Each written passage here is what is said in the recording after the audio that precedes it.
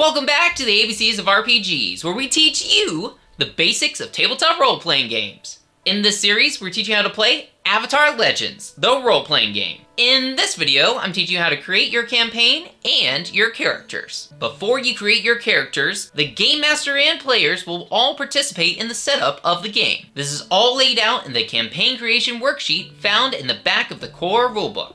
The first decision to make is what era you're going to be playing in. There are a few different eras described in the book: the Kyoshi era, the Roku era, the 100 Years' War, the Aang era, and the Korra era. Each one can lend itself to different types of stories. For example, playing in the Kyoshi era would be well suited to battles against raiders or dealing with corrupt governments. Once an era is chosen, your group will decide on a scope. This could be as broad as a world-spanning adventure, like what you see in Avatar: The Last Airbender, or localized to a single city, like Season 1 of Legend of Korra. Next is deciding your group's focus. A common goal that unites the player characters. Maybe they are trying to rescue a kidnapped friend, or they're trying to change something about society. Whatever it is, it should be a long-term goal. Think of it like an arc of a season of television. You wouldn't want to pick a focus that can be resolved in a single episode. With an era, scope, and focus chosen, it's time to create the group's inciting incident. Think of this like a pilot episode or backstory to your group. It's how you all came together and found your focus. To start, you'll choose a place within your scope and flesh out 3 acts of your inciting incident.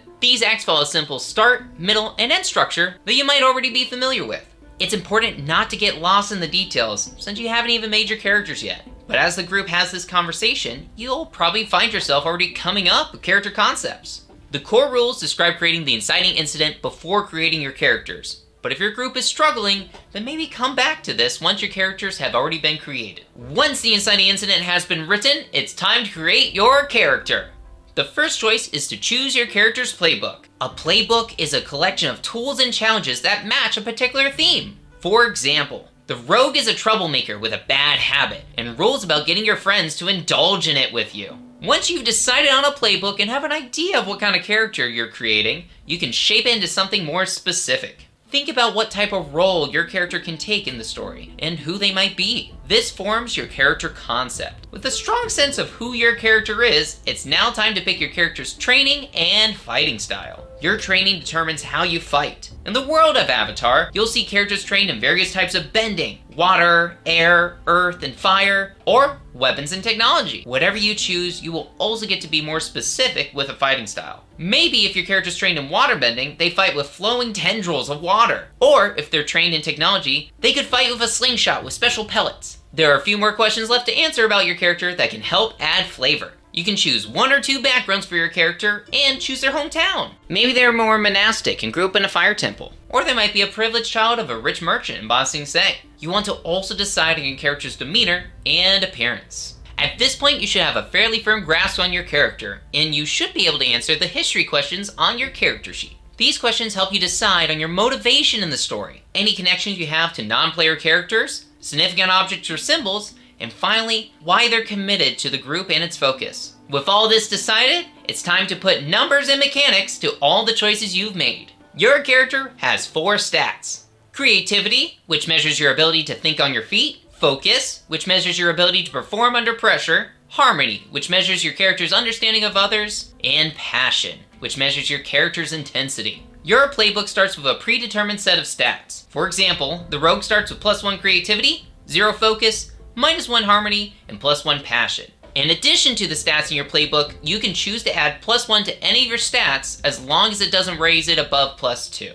On your character sheet, you'll see your fatigue track and list of conditions. These will be empty and unchecked for now. Your balance and center will both start at 0 on the balance track. Your playbook also describes a mode of balance. This is a special ability that you don't have access to right away, and it can only be used a limited number of times when you unlock it with a growth advancement.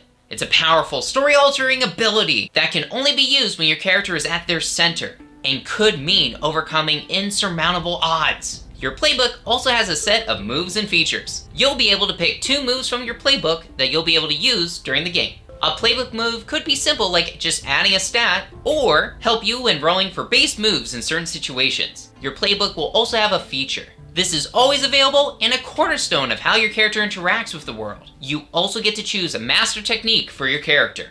The options you have for choosing are all described in the appendix of the core rulebook, and vary depending on your selected training. If you plan on playing a longer campaign, then you also get to choose a learn technique. A growth question is also listed in your playbook, and should be written on your character sheet. This is a unique growth question just for your character's playbook, in addition to 3 general questions that apply to everyone. Growth questions are important for your character's advancement, and doing what is asked of your growth questions means your character is improving. Lastly, your playbook will have 2 connections. These will be ways that your character is connected to other members of the group. These might be mechanically relevant in some instances, like with the Guardian's Protector's Burden feature.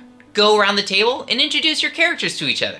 After introductions, the players can propose connections to the other players. With all of this done, you should be ready with fully fleshed out characters and the beginning seeds of a story to explore. Next video, we'll go over the basic moves that your characters can trigger throughout the story. Keep on learning, and we'll see you in the next video.